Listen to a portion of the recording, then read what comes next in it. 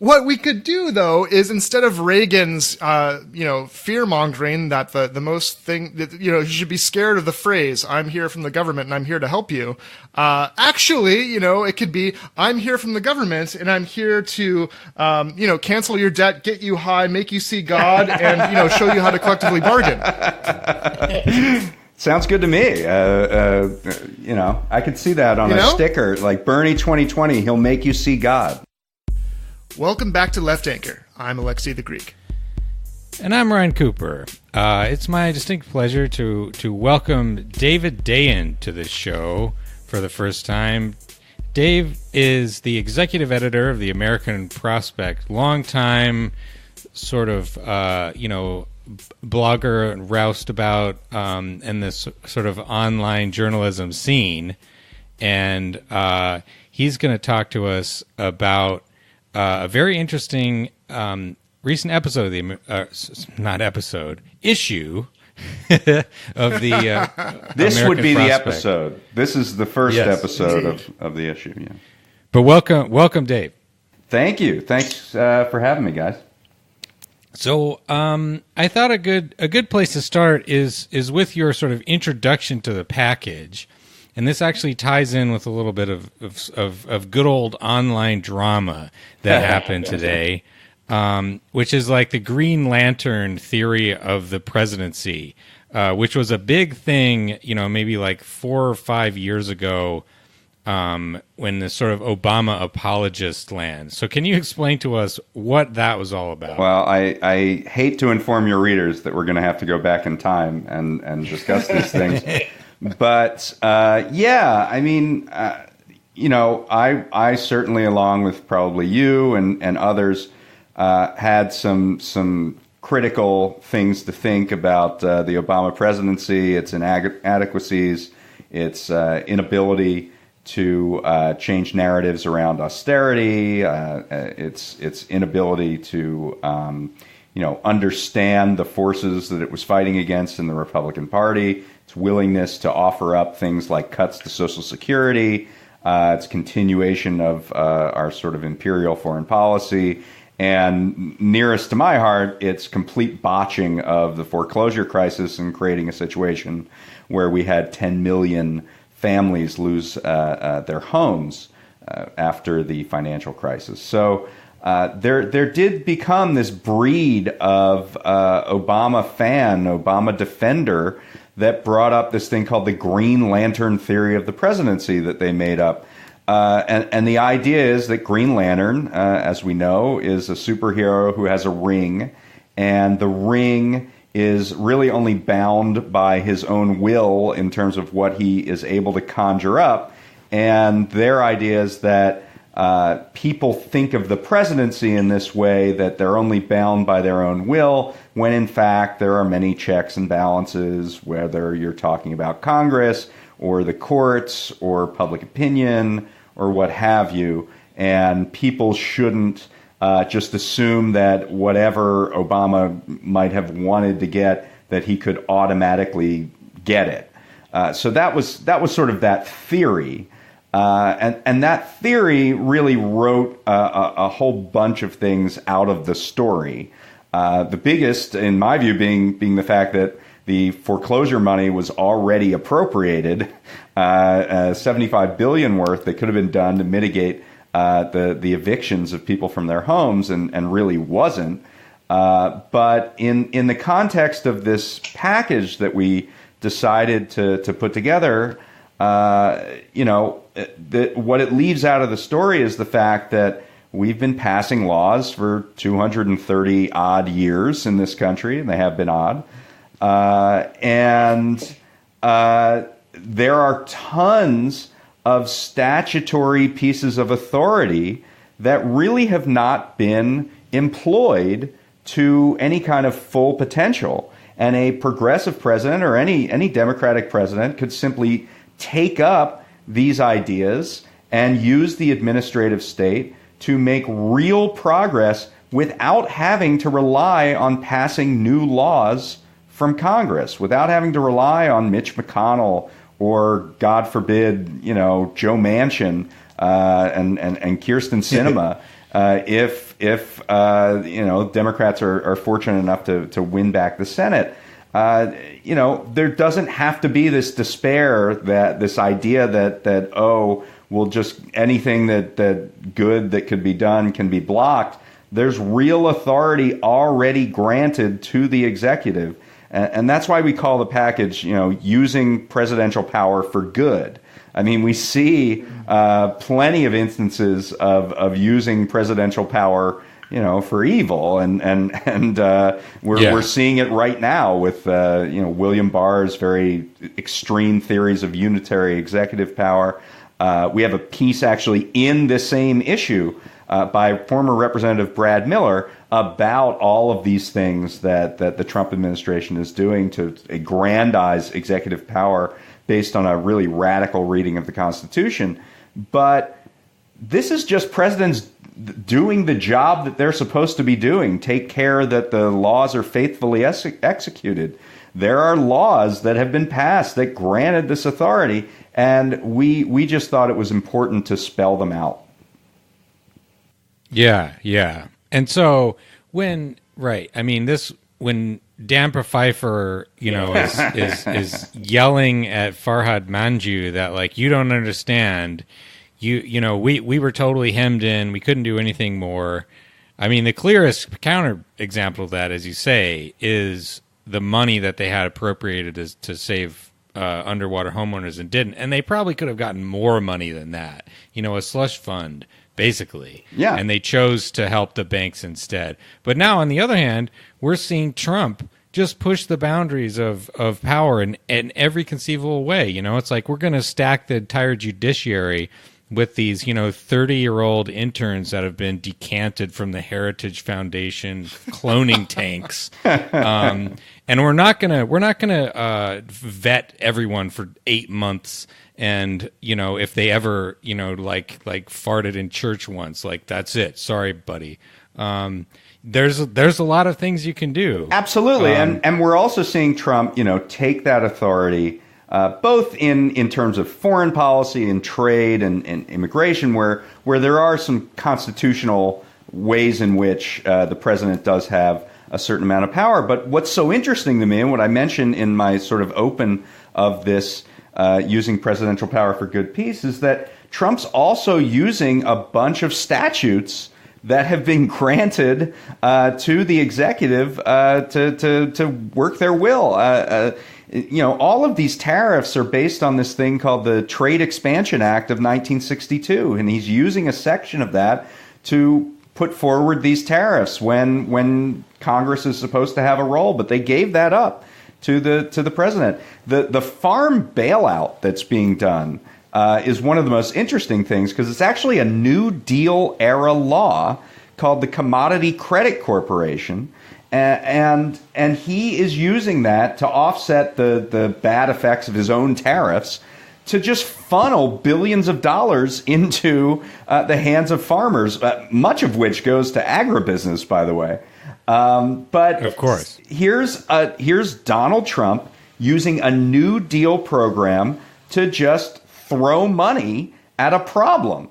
And would Barack Obama have ever done that? Of course not. But those authorities are available to a creative president that sees his, the office as a way to get things done regardless by any means necessary, rather than immediately thinking they're hemmed in by whatever forces are out there.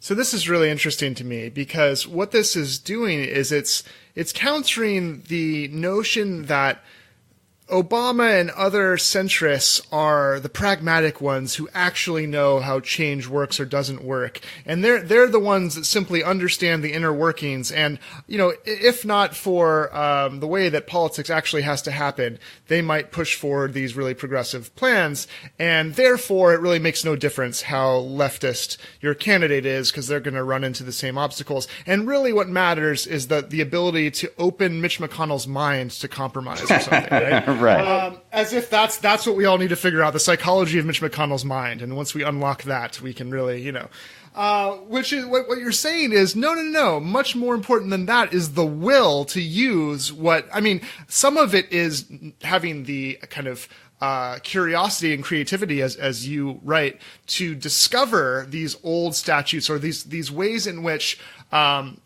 less cowardly Congresses that actually did legislate, right, empower the executive now, or the ways that cowardly Congresses maybe delegated or deferred responsibility for areas That's right. To the executive that can be taken advantage of. So the knowledge and creativity to look for that, and then the will to do it, right? Yeah, absolutely. And anyone who thinks and who's going to go back to that tired rubric that presidents don't really have that much power. It's really they're hemmed in, they're checked by all of these other forces. They're not watching the Donald Trump presidency, number one, I mean, quite obviously. And they just have a poverty of imagination about the capabilities of the office. I mean, the U.S. government is the largest, or maybe one of the largest purchasers in the world of goods and services. That alone allows you to set standards for federal contractors who are increasingly practically every business in the economy. So that's just off the top. The government has giant tracts of public land, which it can do with pretty much as it wants within reason. There are entire issue areas where the president has either because of deference from the legislative branch or specific statute or constitutional reading has massive authority. The president gets to choose members of the Federal Reserve, which kind of can remake economic policy at their whim. And there are all these regulatory decisions that are based on statute that are available. And I really wrote this, and I came up with this idea that I really wanted to put this together. But when I was interviewing to become the executive editor of The Prospect, like 9-10 months ago, because I just felt this was such a gap in people's thinking about the presidency and people's thinking about progressive change. That I'm just shocked that I was able to do it. That no other part of the media has really even considered these options before. And we can go through some of the things that we found out with subject matter experts and reporters.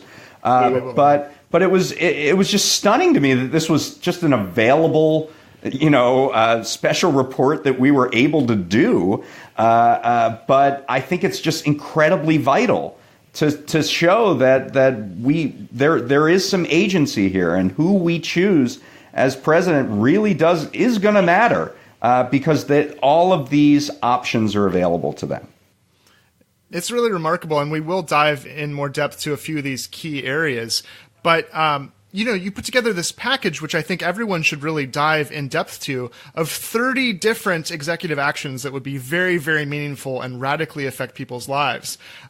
So we'll get into a few of those and how they work, but just the idea that there's that many ways that you could act with legitimate, right? So it's not usurping the executive power, but properly using executive power without needing even the Congress or the Senate, right? And it's remarkable how much this isn't being talked about. Absolutely. And 30 is really scratching the surface. I mean, 30 are just the ones that we document in these 11 articles. I mean, the possibilities really are kind of endless the more you think about it. And, we just thought it was incredibly critical to make this known. And one thing that we did is we sent a questionnaire to every presidential candidate with these 30 items, trying to get them to commit to say, what are you going to do this while in office? And we really did that for two reasons. One,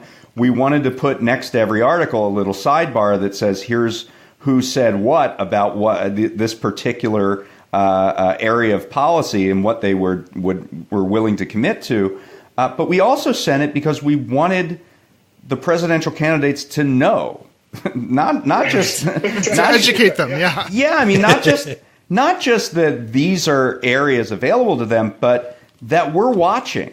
Like that we know it too. Yes, right. Like we're aware of your authority here, and if you are fortunate enough to become president, and 6 months in, your version of Dan Pfeiffer is trying to mansplain to progressives that you don't understand the presidency, you don't know how constrained we are. We can pull this out and say, actually, you kind of promised to do this, and we know that you don't have to rely on Mitch McConnell, and what's up? So that was kind of the thinking behind that. And before we dive into the subject areas, just very briefly, I think a broader point that you could get to with the specifics is the point you raised that Congress actually might jump into action they might otherwise not jump into when the executive acts without them. They actually don't like to be usurped in that way. Right? Absolutely. So, I mean, you think about, let's just take one of the 10 stories that we wrote. Let's say prescription drugs. There's this statute. There are actually two separate statutes. One is called March-in rights. It's under something called the Bayh-Dole Act of 1980, which says that any drug that was devised through public funding, public research, if it's not delivered and distributed to the public under, quote, reasonable terms, that the federal government can seize the patent and give it to generic competitors that would deliver it at an affordable price. There's another even more useful version of that called eminent domain for patents, and that's under Section 1498 of the U.S. Code. And that says that it doesn't matter if it's publicly or privately delivered. Any drug that is a public health emergency, and access, I would argue, is a public health emergency, would be able to be seized in this fashion with just compensation to the person who you're taking the patent from, and delivered so that people have lower drug prices. So let's say a progressive president actually did one of those things. They actually started to say, we're going to seize these patents if you're not going to lower the prices on them. Don't you think that Congress will take that as a cue? Whoa, we better do something very meaningful about drug prices, or this president obviously is willing to do it unilaterally. Let's at least get our foot in the door and put our stamp on it. You see that in various times throughout our history when presidents, say that they're going to take this aggressive action, that Congress comes back and says, okay, well, let's negotiate. So I do think that there are going to be opportunities if presidents have the sufficient desire to take executive action that Congress can react to that. Yeah. And I maybe just to get into another one of these details here. I think the neatest example in this package is the student loan thing, because I mean you can explain it to us, but one thing I think a lot of people don't know about student loans is that almost all of them are owned by the federal government now. Yes. And there's a very simple way that you could just basically get rid of almost all the student loan debt in the country. Right? Yes, absolutely. So, yes, in 2010, Obama, through the healthcare law, actually, passed this thing that took out the middleman from the student loan situation. Before, it was private banks issuing the loans and the government backstopping that with a guarantee. And they essentially threw the private banks out of the equation and just said, well, let's have the government directly issue the loans. And as a result, about $1.5 trillion out of the $1.6 trillion in outstanding student debt is issued directly by the public. And there happens to be this statute called Compromise and Settlement Authority, which initially was put into place in 1958 and upgraded with the Higher Education Act of 1965, which essentially is a version of it works almost like prosecutorial discretion. If the Secretary of Education decides that they don't want to collect on various student debt, they don't have to. They can just decide not to. And they can even, release the claim entirely and send everyone who has student debt that's publicly owned a release that says you're out of it. And so all student debt can be canceled, or virtually all student debt can be canceled by executive authority just through the education department.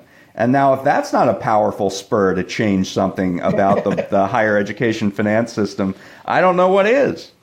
Amazing. It's 1.5 trillion out of the 1.6 trillion debt, student debt in this country that could be canceled that way. That's correct. That's correct. Amazing. I just love that. It's just it's like the gun or whatever that's just been sitting in the middle of the floor in plain sight, and nobody's been like, "Oh, hey, is that a gun?"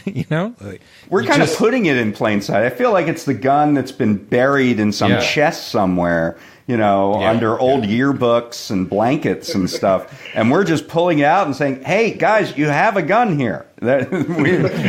Chekhov is coming in and saying, "Guys, it's got to be in plain sight first, and then people know to use it." So, yeah. The second one I wanted to bring up, just to run through a couple of examples. I mean, there's too many to go through in detail here, but I think, climate change is, as everyone sort of admits now, like, this is the problem that we got to deal with. And yet there's a tremendous amount, whether you if you don't need to pass a single law that the president can do to tackle this sucker. Right. I mean, Obama reluctantly sort of came around to this at the end of his presidency after the failed cap and trade debacle. He put forward this thing called the Clean Power Plan, which was an EPA regulation based on the Clean Air Act. And it was actually has already been sort of blessed by the Supreme Court. There was a ruling called Massachusetts versus EPA that said greenhouse gas emissions are something that need to be regulated under the Clean Air Act. And actually, during the Bush administration, demanded that the executive branch take care of that. So Obama did it, and interestingly enough, because of the advance of renewables, because of changes in the power sector, we're already sort of on a trajectory to reduce emissions at power plants similar to, or even a little bit better than, what the Clean Power Plan laid out. And so what that means is that the next president can come in and come up with something that's far more aggressive on that front. And in addition to just power plants, they can look at other very harmful greenhouse gases, particularly methane, which is only responsible for about 10% of all greenhouse gas emissions, but at least a quarter of all global warming. It's just a very dangerous greenhouse gas emission. We can look into leaks, particularly around fracking and other oil and gas extraction for methane. And there are plenty of other regulations that can be done, and also the management of public land. And this is actually where most candidates have vowed to basically block all new permits and new leases on public lands for oil and gas production and all fossil fuel production, which it would be a really radical departure from where Barack Obama was, where, there's that famous speech, I think it was at Rice University or something, where Obama says, "Hey, I was the number one oil and gas producer of all presidents, so why don't you thank me?" I don't know if you remember that, seeing that little bit. No, yeah. But now the consensus within the Democratic Party leadership and those who would be president is, no, we have to actually ban all oil and gas drilling on public lands. And so that alone would keep it in the ground and make a significant impact. Yeah, I remember during the debates, I think, at 2012, Obama boasting that under his watch we had built enough oil and gas pipelines to wrap around the planet, like 25,000 miles worth. I remember Romney chastising him for saying, "You actually lowered production on public lands, and Obama very defiantly saying, that's not true. We increased it. Yeah, we blasted it through the roof. And in fact, I mean, I think this is what, as like 2015, 2016, the U.S. was the biggest producer of fossil fuels in the world, even passing up Russia and Saudi Arabia. Right. I know that oil production on public lands was up 60% at the end of Obama's term that it was at the end of George W. Bush's term. So reversing that would really go pretty far, and combined with clamping down on leakage and these other harmful greenhouse gases, a new clean power plan, getting back into the diplomatic community in terms of rejoining the Paris Agreement and trying to strengthen it. There's a whole lot on the table there. And, of course, what we just saw this week with Trump trying to take California out of their waiver under the Clean Air Act to set their own tailpipe emissions for transportation. Obviously, you could reverse that in 1 second and get us back on a path where you have transportation emissions going down significantly. Yeah, that is pretty remarkable. That to use the Clean Air Act to stop California from being so clean. It's like your air is too damn clean, California. Talk about creativity.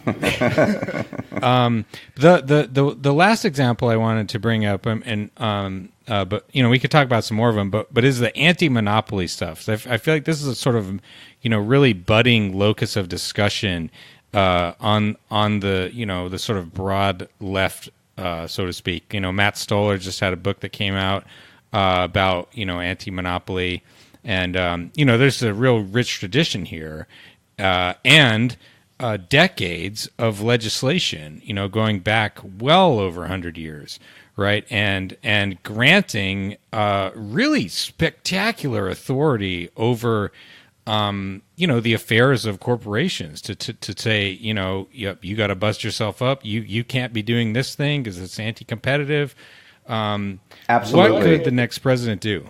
Yeah, so I mean, we were fortunate enough to get Sandeep Vaheesan, who works with Matt Stoller at the Open Markets Institute, and he had to sort of cut down what the level of authorities that he wanted to talk about. He had to focus on just a few. But one of the biggest, or I'd say two of the biggest, are first the Federal Trade Commission. The Federal Trade Commission is given very specific rulemaking authority, and this was through the Federal Trade Act, which was passed under Woodrow Wilson, and it was done very specifically to make some body, legislative or executive body out there, that is not constrained by the courts. It would recapture sort of the authority that the courts had commandeered to themselves during the Progressive Era, to sort of rein in what the Sherman Act and the Clayton Antitrust Act actually said. And so the FTC, under Section 5 of that Federal Trade Act, has rulemaking authority. And it can be very aggressive in using this rulemaking. Now, it hasn't for a number of years. It hasn't really made rules at all. But you could do all kinds of things that prohibit, for example, exclusive dealing, which is where a company says that they can't, a buyer of theirs or a partner of theirs in some way can only use them and not any kind of competitor or rival. And if they do, then they'll be dropped from the large company who they're doing business with. So that's an example. And then, plenty of other predatory practices like these non-compete clauses that we see out there, where these are these employment contracts that say that individuals can't take a job with another company that's of similar type. We see this in the fast food industry, believe it or not, where fast food workers have to sign a contract like, you're working for Jimmy John's and you can't send our trade secrets over to Wendy's. You're not allowed to do that. And this is clearly designed for wage suppression. so that people are locked into one company and therefore don't have the freedom of movement to sell their labor wherever they want. So these are just a couple examples of this rulemaking authority, which is really, really powerful. And then the second thing is just the guidelines by which the Justice Department and the FTC under the Sherman Act look at mergers. Right now, it's a very loose standard that essentially allows a lot of mergers to go through. But they could issue new guidelines that would be more in line with what Congress really intended, and maybe even per se kind of market share thresholds, where if you are trying to acquire another business that would give you over X percentage of a particular market, then we're going to say that's presumptively illegal, that's anti-competitive, and you're going to have to prove your position in court rather than the other way around. So those were two, but there are actually many more things that in Sandeep's piece, so I urge you to read it. Yeah, that was the kind of thing where when I first started looking into this, like back in the Obama years, you look at the statutory authority of the FTC and, a lot of these other regulatory agencies. Wall Street ones too, SEC, CFTC. They've got just incredible power. They've just been sort of slowly neutered over the years to become these sort of just these sclerotic hulks. One thing in our banking piece that Graham Steele, who he's at Stanford now, but he used to work for Sherrod Brown, one thing that he said that really struck me is he said that, after the financial crisis, there were people on the Hill debating whether you needed to pass something like Dodd-Frank because there's so much authority within the regulators already that they could change the system of Wall Street in any way they wanted to without needing new law. So, and which means there's a charitable and an uncharitable interpretation of why then, why have we not been talking about this? Why is this not something, right? There's obviously the explanation that, there's just ignorance. Of course, the less charitable interpretation is they like to be able to say that there's nothing they can do and they're hemmed in. And actually, because of maybe their beholden, to the donor class, or because of their actual beliefs about what should or shouldn't happen, they don't want to do certain things. And so I've been reading these, 30 different things that just scratch the surface of what can be done. And of course, as a leftist, I'm on board with everything. And I'm like, awesome, let's do it and more, let's do it. And then I'm wondering, wait, how many of the actual candidates running really want all these things to be done? Right. And how much are they pretending and using excuses when actually the problem is they don't really have the desire to do the things necessary to get these things done. That's why we wanted to pin them down. That's why we sent out these questionnaires, and I can tell you that the questionnaires from Elizabeth Warren and Bernie Sanders were almost unilaterally yes, with a few exceptions, which we do get into in the package. What I would say is I would, you put up two sort of a binary. Is it about ignorance or about a studied indifference to wanting to do this? And I really do think it's the latter. If you look at our previous presidents on the Democratic side, they didn't want to be pushed in this direction. Obama very explicitly on things like DACA said for years, no, I actually don't have the authority to do that. And the activists said, actually, yes, you do. And they showed him where and they showed him how. And, finally he came around. Interestingly, in the student debt, we get into this story where when the for-profit colleges were blowing up around the end of the second term of Obama, two lawyers from the National Consumer Law Center wrote a letter to the education department saying, hey, you have this thing called compromise and settlement authority, and you can actually just cancel these on your own.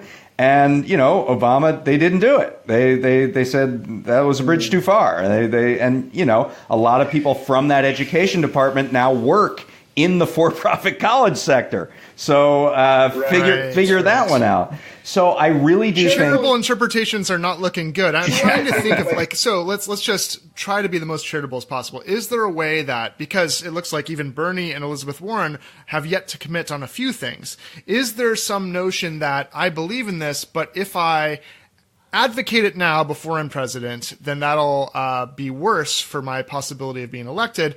Maybe I'll do it when I'm in office. Or, applying that same logic, in office, if I do some of these things, that will have a deleterious effect on other important legislation or actions that'll have a blowback. That is there some pragmatic argument that perhaps some of these candidates are making, and maybe that will get to our later discussion about how some of these things can be undone, in various ways. Well, I mean, I'm sure if you find 10 political consultants, you'd get 9.5 telling you exactly what you put out.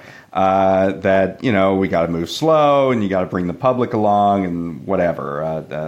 We can't say this out loud and blah, blah, blah. My position is that I'm, as a journalist, I feel like it's crucial to inform the public about where the candidates stand on these issues and what is actually possible, because ultimately that's where you'll have democratic accountability. The problem of the last decade plus of governance, and why I think we've seen wild swings in the electorate with 2006 and 2008, a wave to the Democrats, in 2010 and 2014, a wave to the Republicans, and in 2018, a wave back to the Democrats, is that nobody is able, under the very constrained current system, to get anything meaningful done and tangible done for the American people, and they point to the other side as the reason why. And because we're not in this sort of parliamentary system where whatever the public votes for, that party that gets into power is able to pretty much unilaterally, although, Brexit confuses this somewhat, pretty much unilaterally is able to work their will. And then we as a voting population get to decide whether we thought that was a good idea or not. We don't have that in America, but we could in some ways if there was a president willing to go this extra mile and take these steps. And so I think from my perspective as a journalist, I don't have to care about the political consultant aspect of this. I have to care about people ought to know that these options are out there. Presidential candidates ought to know that we know. And they ought to be thinking about these things as they move forward in their campaigns. And they should be forced to take a stand and persuade. So, I mean, one method of being one way of being a statesman, right, is to take a stand in principle. And, I mean, first of all, a lot of these things are already very popular. So like the idea that many of these things wouldn't be popular is just nonsense.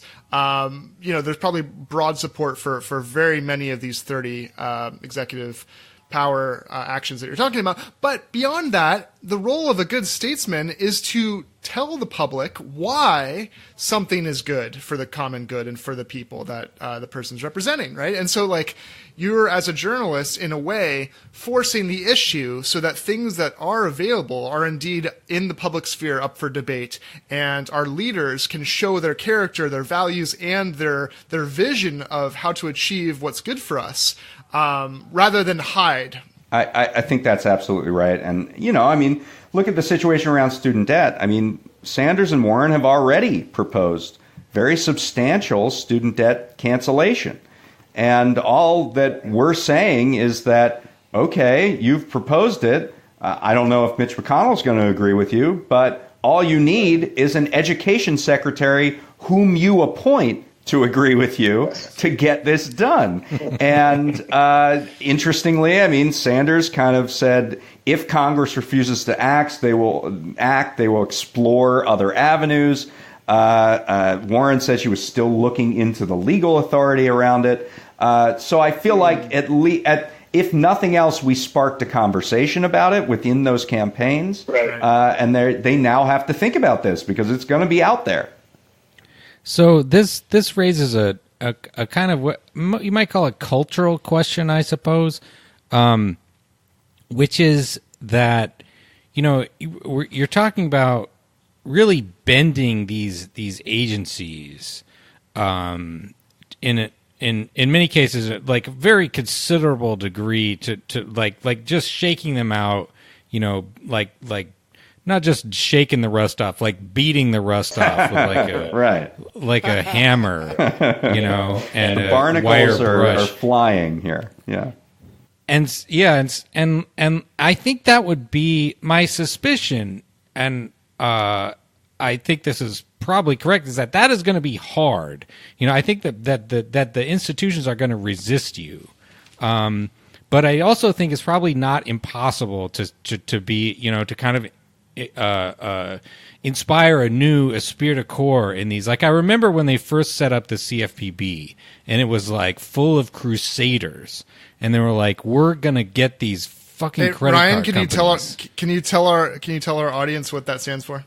Oh, yes. The Consumer Financial Protection Bureau, right? And this was a new agency that was Elizabeth Warren's baby, and was included in Dodd-Frank, right? And so it's all about protecting consumers from fraud and like illegal fees and all that kind of stuff. Yeah. Been largely neutered in the Trump era, but when they first set it up, it had a vigor that most of the other financial regulators did not have at all. And so, how do you instill that, give them the steroid injection to be like, I'm hulking out over here on these banks? Well, I think I can answer that with 3 words. Personnel is policy.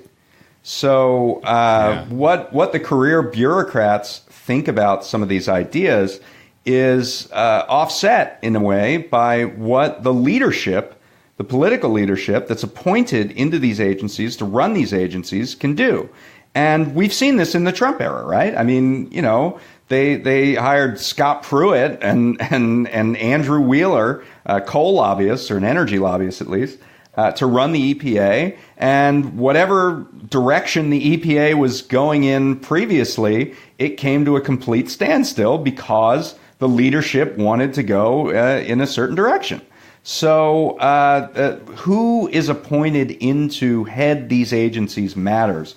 And the creativity of the top leadership and the willingness to really get something done for the public really matters, is what I would say. And just to touch on CFPB, I mean, there are a few things in here that CFPB has a role over, and those vigorous activists, or maybe not activists, but those the career officers, the people within CFPB who want to trot out these ideas, they have the opportunity to do so. There's one in particular I'll bring up, the credit bureaus, the Equifax and TransUnion and Experian, these companies that we're not the customers, we're the profit centers for.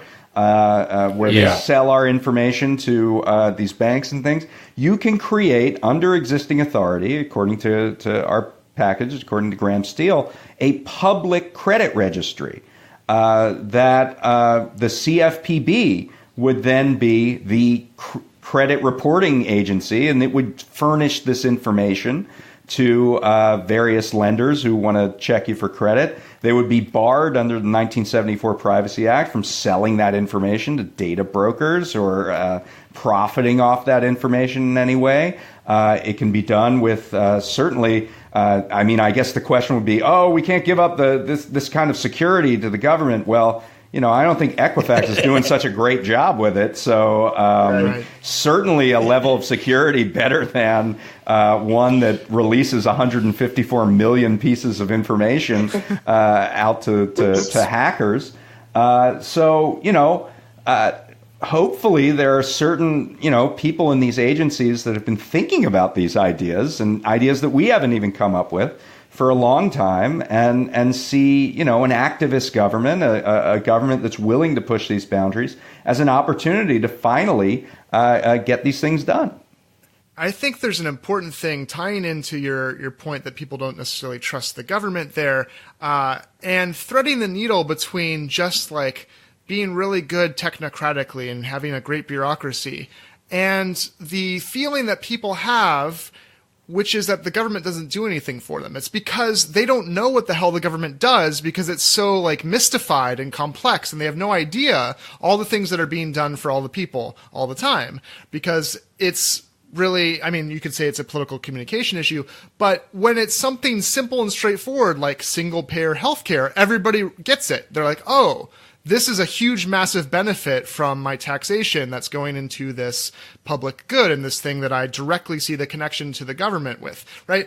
But there's so many things that that's not the case for. And so what's both the possibility and the danger with all of this? Like, I think one of the possibilities is the more amazing things that are done, the more people will be aware of all the things the government can do for us and have been doing, actually, that they didn't even know about. I mean, I guarantee you, if millions of recent college graduates got a letter in the mail from the Department of Education that said, we're releasing your loan, they'll know about it. And they'll they'll have warm isn't feelings. That huge? That's a huge deal. They'll have very warm feelings about that. If we set up a postal banking system, which is another one of the stories that we put here, which is available under inherent authorities to give everybody in America a bank account at the post office, which is ubiquitous in every zip code in America.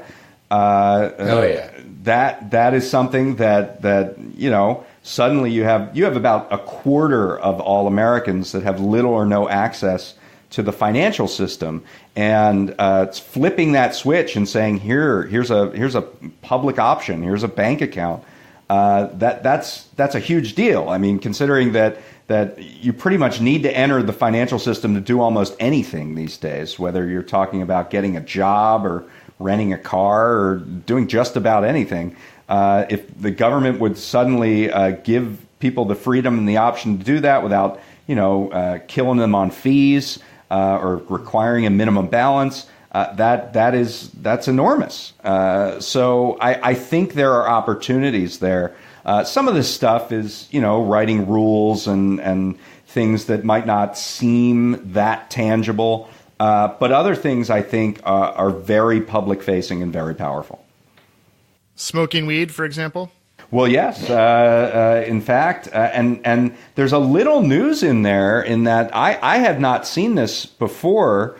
Both Sanders and Warren and sort of O'Rourke, although I couldn't really understand what his answer was, agreed. That's because he was high. Yeah, he might have been high. They agreed to deschedule marijuana, and let me explain what that means. Marijuana is a controlled substance at the federal level under the Controlled Substances Act. There are schedules of types of drugs based on their danger to the public, and right now marijuana is a Schedule I drug.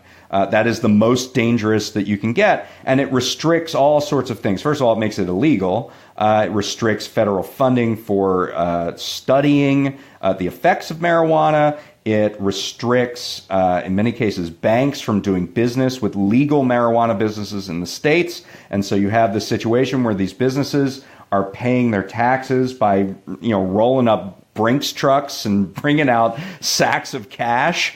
It's completely ridiculous. And if the president and actually the attorney general specifically, under existing authority, under the Controlled Substances Act, can say, I'm changing that schedule. And I can either reschedule marijuana as a lower level drug, or I can deschedule it by delisting it entirely, taking it off of the schedule completely. And what Warren and Sanders have said is that they would deschedule it. And that effectively makes marijuana legal nationwide in anything but name. So it would be legal then federally, or it certainly would be decriminalized.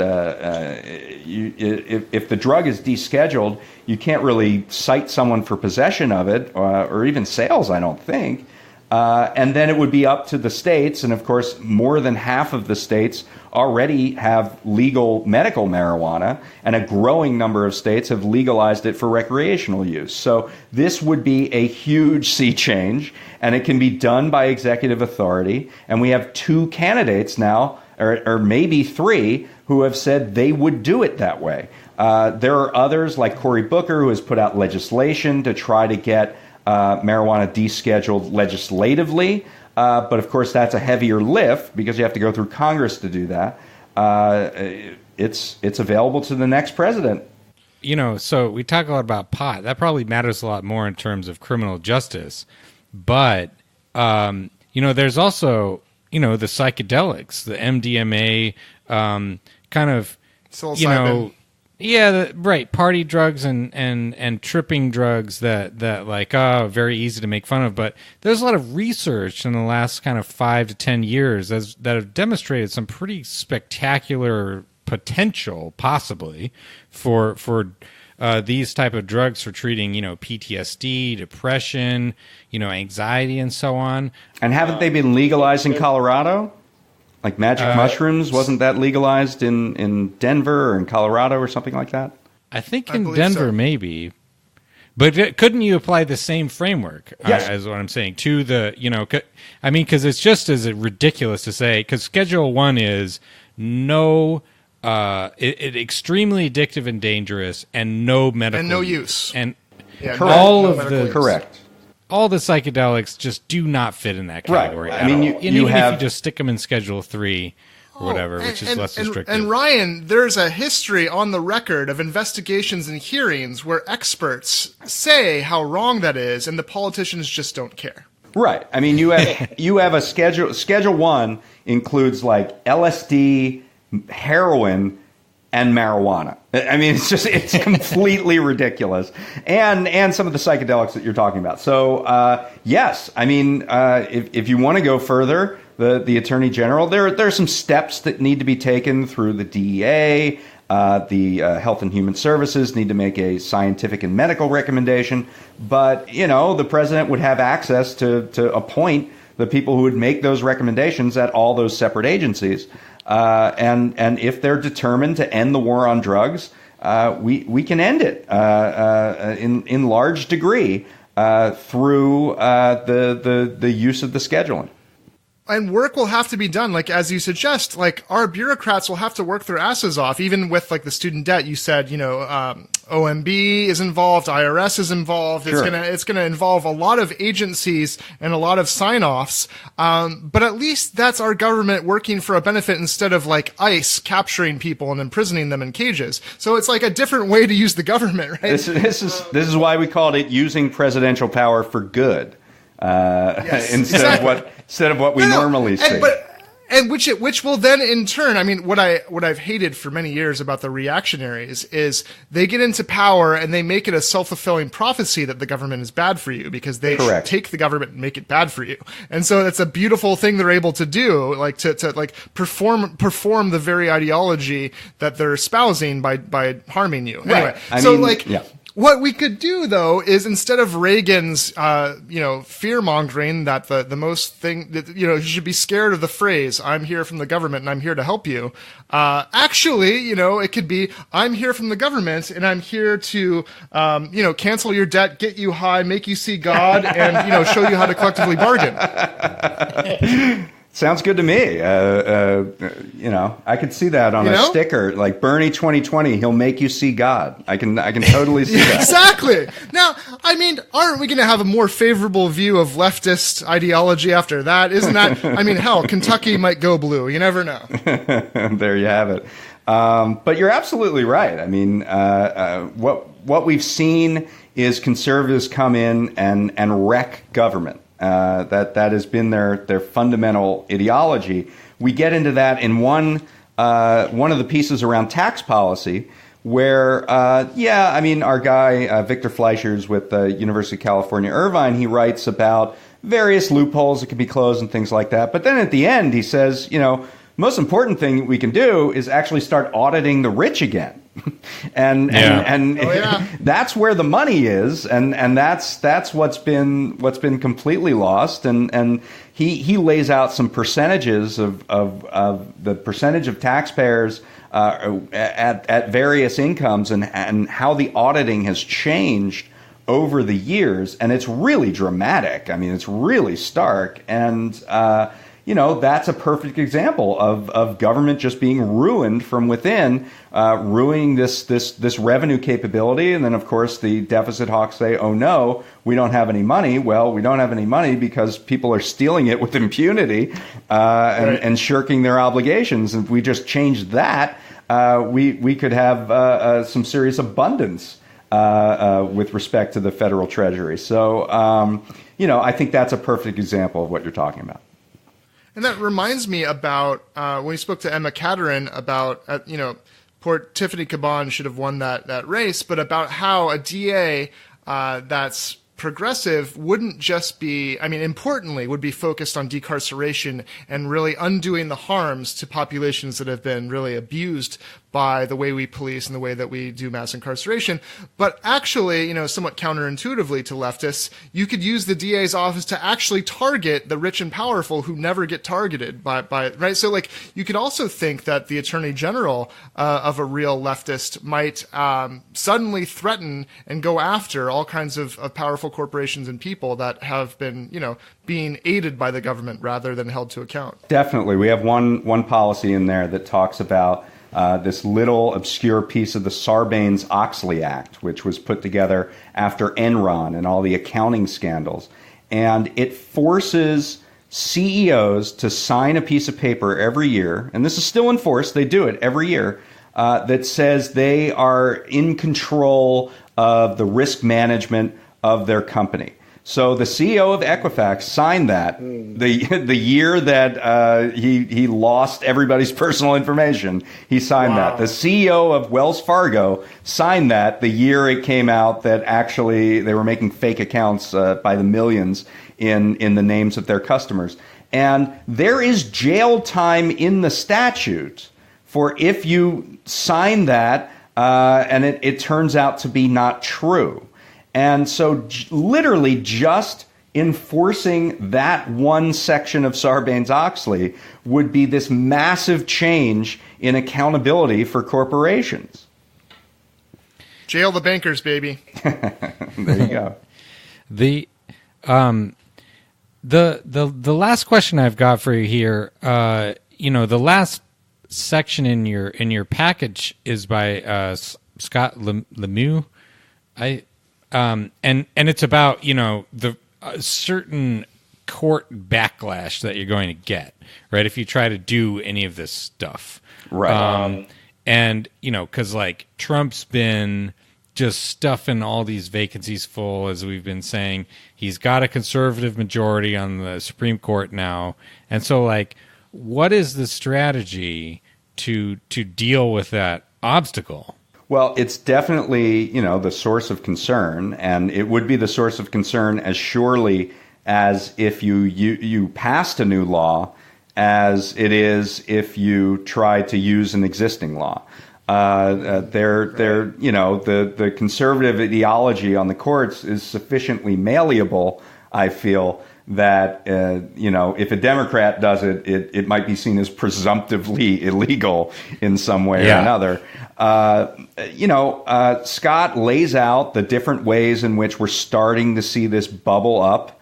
There was a Supreme Court ruling just in the past session around something called the non-delegation doctrine. I'm not going to bore everybody by getting into it, but it essentially could have the potential of nullifying some of these administrative changes to the law. But where he eventually lands is to say that while there should be a lot of concern about this, it shouldn't necessarily mean that you can't do anything. I mean, first of all, it's like the old Simpsons sketch where Homer says to Bart, "You tried and you failed. The lesson is never try." So I mean that's obviously not what you should be doing. You should endeavor to make whatever progress you can. And he brings up the fact that even during the New Deal era, when there were judges overturning plenty of rulings, plenty of various laws that FDR and the Progressive Congress passed, still we saw a lot of regulations surviving, even in that era, in the Lochner court. So, you have to be sort of really buttoned up. What we've seen under Trump is that there have been a lot of overturning of some of his changes to administrative law, and that's because they've been messing up a lot. They haven't used proper administrative procedure. They haven't taken certain things into account. They did things in an arbitrary manner. So you can't do that. You have to, the importance of actually doing these things properly is going to matter a lot. The attention to detail is going to matter a lot. But, you just have to keep pressing forward and in the hope that not everything is going to be blocked by the goalie, that you'll be able to get some things through, and that there will be a political cost if the court ends up blocking things that are very popular, like legalizing pot or canceling student debt. Well, and look, we know the sordid details of the backroom dealing between Justice Roberts, right, and Kagan and Ginsburg and all that, and that's going to happen. But the reason it happened is because Roberts was afraid of how it would look if the court looked very partisan, and so he was horse trading in order to, make Obamacare constitutional. And this is to the broader point of your whole package, and this whole issue is to the point that just because legislation doesn't pass doesn't mean things can't get done in important ways. And similarly, the behavior of the court can be pressured to act differently, right? Absolutely. Just because of the mood and understanding and pressure of the populace in ways that matter and can reflect, in decisions that it's not really talked about a lot, but yes, public opinion does matter, and it is a function on the court. Now, maybe not for Clarence Thomas, but certainly Roberts has shown that ability to not go 10 steps when he can go 4. Sometimes he's upheld precedents, but still sort of hollowed them out, like you see in the famous healthcare ruling, he sort of nullified the expansion of Medicaid and allowed states to have an out for that, and that has caused a lot of suffering in states that have not taken on the Medicaid expansion. So they're almost certain to be missteps along the way, but that cannot be a reason for inaction. That cannot be a reason for total despair. You just have to try to make it work and use public opinion and every other tool at your disposal to try to make these things stick. And you never know. Dick Cheney might shoot Kavanaugh in the face. You never know what might happen. But also in impeaching Kavanaugh, even if it fails, those are the kinds of political tools that, this whole episode is in a way about the Democrats having the balls to do all the things they can do and having the popular support to push all the people in the positions of power. So if you impeach Kavanaugh and it fails, I don't know. I think Kavanaugh might be a little more careful, and maybe the court might be a little more careful on the issues that come before it that relate to some of those transgressions, or just generally being more aware of what the public thinks of what they're doing. These things don't have to be so binary, right? I feel like if this was a conservative podcast, we would never have to ask these questions. It would just be assumed. If this was Right Anchor, of course, that's what we do. Of course, we've just this wouldn't even be a discussion. It would just be here's what Trump's going to do. That's right. Here's obviously the very extreme actions that he's going to take, and some of them are going to be backed up by actual statute, and some of them are going to be backed up by nonsense and gibberish. But we're going to still do them, and even if we get hit by some. Even if the liberal justices, activist courts out there get rid of some of our ideas, they're not going to get rid of all of them, and that's exactly what we've seen in the Trump era. So my hope with this package is to get progressives really thinking about these theories of change. I hate the word theories of change, the phrase actually, but. One theory is you go balls out and you see what happens. Yeah. Feet to the fire. I mean, the thing about the right wing is it's easy to be evil. It's harder to be good. And, the Democrats have people, look, all the right wing policies happen to align with the interests of capital. So it's like really convenient that like all the reactionary things they want to do coincide, right, with the donor base. So we have the opposite problem where some of the donor class have, countervailing interests to the broader interests of the people they represent, right? Without question. But I mean, I think, because obviously this will inspire a backlash. These is, even Obama's relatively inoffensive executive actions, drew calls of him as a tyrant. But right. I think what we have to be clear on is these are things that were passed by Congress. The executive is just implementing laws that an elected Congress duly passed to at whatever moment in history that they passed them, and they have not been taken off the books. So this is just a president literally doing the definition in the Constitution of what is to be presumed as his job or her job. That's where this has to be grounded, because usually parties and partisans have a sort of situational relationship to executive power. Like they'll scream about drone strikes when it's the opposite party in the White House, and they won't say anything when it's their party. But I think what sets this apart is that it's really talking about the fundamental responsibilities of the office, and the responsibilities of the office are to carry out the laws in a good faith manner, and everything in here would do that. Yeah, excellent. I think that's a good place to stop, huh? David Dayen, you got anything else you want to plug before we let you go?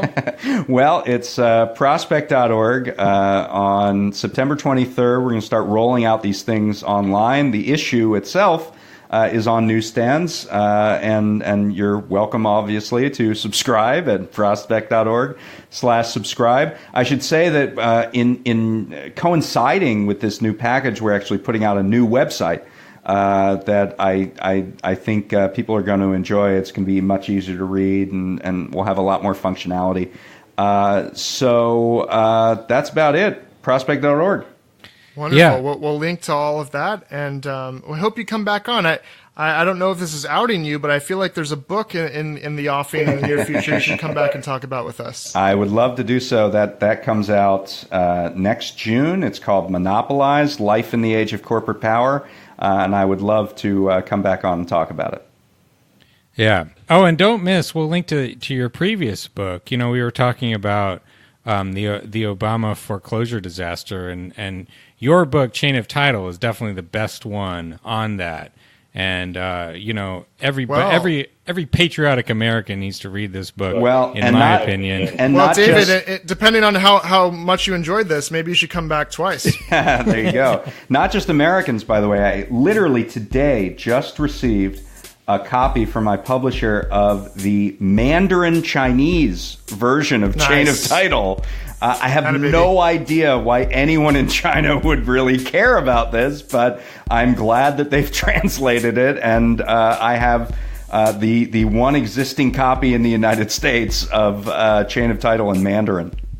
Fantastic. Well, that tells you, everybody's doing it. Everybody's getting in on the Dayen train. But thanks for coming on the pod. We'll link to everything. David Dayen, nice talking to you. We'll see you next time. All right. Thank you.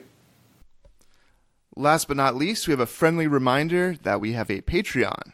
You can support the show with $5 a month and get an extra episode every week. We really appreciate the support, and it helps us keep this going.